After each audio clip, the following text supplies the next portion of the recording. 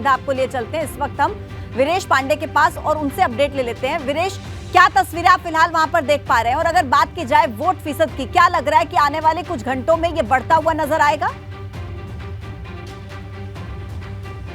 देखिए, जिस तरीके से अविनाश तिवारी ने रामपुर की बात की कि वोट प्रतिशत कम है, लेकिन सैफई, इटावा, मैनपुरी, जसवंत नगर और किसनी, करहल में वोट प्रतिशत सवेरे तो कम था, लेकिन जो प्रशासनिक सोर्सेज से खबर आ रही है वोट प्रतिशत बढ़ता जा रहा है। लोग घरों से निकल रहे हैं, गुनगुनी धूप है। ऐसे में ये बुजुर्ग को दिखाएंगे हम कि किस रूप में बाबा निकले हैं घर से और वोट डालने पहुंचे हैं अपने घर के किसी साथी को लेकर, लकड़ी डंडा हाथ में लिए हुए हैं। इनकी अवस्था भी लगभग बता रहे हैं इनके कि 90 के आसपास है। तो ऐसे उत्साह देखने को मिल रहा है मैनपुरी में, और हम कह सकते हैं कि जो रामपुर की स्थिति है उससे इतर स्थिति है। और ये लैंड क्रूजर गाड़ी लगी हुई है, और ये अक्षय यादव जो प्रोफेसर राम गोपाल यादव के पुत्र हैं, फिरोजाबाद से पूर्व सांसद हैं, अपनी पत्नी सहित मतदान करने आए हैं। इस बार के मतदान में सैफई परिवार थोड़ा अलग अलग से आके मतदान कर रहा है।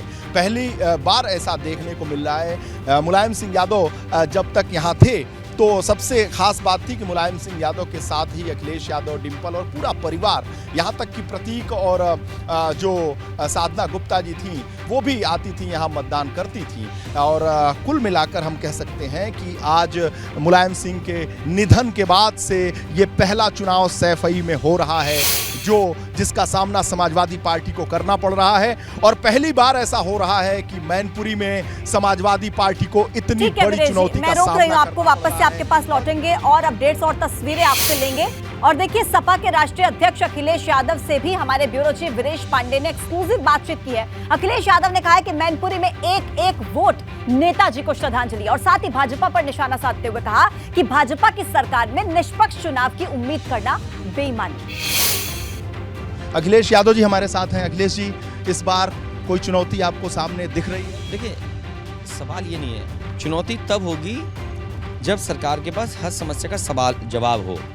महंगाई चरम सीमा पर, बेरोजगारी चरम सीमा पर, अन्याय चरम सीमा पर, भ्रष्टाचार चरम सीमा पर, जो बजट की लूट है वो चरम सीमा पर। अगर हर व्यवस्था खराब हो, स्वास्थ्य सेवाओं का हालत देखिए आप, डॉक्टर लगातार गायब हैं, डॉक्टर काम अच्छा करना चाहते हैं लेकिन उनको बजट नहीं दे रहे हैं, सुविधा नहीं दे रहे हैं। आप ये बताइए, अस्पतालों में कुत्ते बिस्तर पे सो रहे हैं, अस्पतालों में स्ट्रेचर नहीं है जो मरीजों को ले आया जा सके, मरीज जो पहुंच गया उसको ऑपरेशन नहीं मिल पा रहे, दवाइयाँ नहीं मिल पा रही। तो ये जो व्यवस्थाएं जो बनानी थी सरकार को, वो सरकार व्यवस्था नहीं बना पाई, नाकाम है। तो चुनौती नहीं है, न कोई चैलेंज है। जनता एक संदेश भी दे रही है, जहाँ नेताजी के श्रद्धांजलि का सवाल है, एक एक वोट उनके लिए श्रद्धांजलि की बात है, वहीं जनता ने ये देखा है जो विकास है वो समाजवादियों का किया हुआ है। बीजेपी वाले बताएं कि उन्होंने 1 डिस्ट्रिक्ट 1 प्रोडक्ट में क्या काम किया है, ये बताएं कि उन्होंने टूरिज्म का बजट क्या दिया, स्वास्थ्य का बजट क्या दिया। नेताजी ने 1 साल में सैनिक स्कूल यहाँ शुरू कर दिया था, आज तक सैनिक स्कूल का बजट नहीं दिया इन्होंने। क्यों खा गए वे सैनिक स्कूल का बजट? ये तो बड़े राष्ट्रवादी बनते हैं, लेकिन सैनिक स्कूल का बजट क्यों नहीं दिया 5 साल में? और ये 6वां साल चल रहा है, क्यों खा गए बजट सैनिक स्कूल का? सैनिक स्कूल के साथ साथ इंजीनियरिंग कॉलेज का बजट खा गए, क्यों खा गए आप? ट्रांसफार्मर 1 दिन में ठीक होता था, 24 घंटे में बदल जाता था, आज ट्रांसफार्मर नहीं है, बिजली का संकट है, बिजली का बिल ज़्यादा देना पड़ता है। तो क्या चुनौती है ये? पूरा चुनाव नेताजी के व्यक्तित्व और कृतित्व पर रहा। नहीं, नेताजी का क्योंकि ये घर है, नेताजी का क्षेत्र रहा है, नेताजी यहाँ से सीख करके ऊंचाई तक राजनीति पहुँचे, समय समय पे वो यहाँ पर रहे हैं, आंदोलनों में लोग शामिल, ये नेताजी के परिवार की तरह क्षेत्र रहा है। तो लगता है कि जिस तरीके से आप कह रहे हैं कि प्रशासन उल्टा काम कर रहा है, दबाव में काम, आप खुद देखिए ना, आप मिलाएं डीएम को फ़ोन, कहीं इस गांव में क्यों पुलिस फोर्स पहुंच गई, क्यों नहीं वोट डालने दे रहे हो? ये तो क्या कार्रवाई कर रहा है प्रशासन? और रामपुर देख लीजिए, आप खतौली देख लीजिए, रामपुर में घर से नहीं निकलने दे रहे लोग, तो प्रशासन क्या कर रहा है वहाँ पे?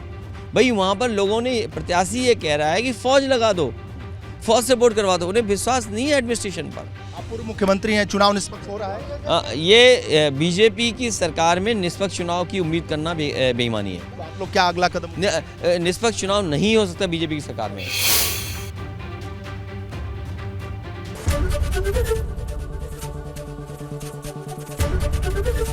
एबीपी गंगा, खबर आपकी, जुबान आपकी।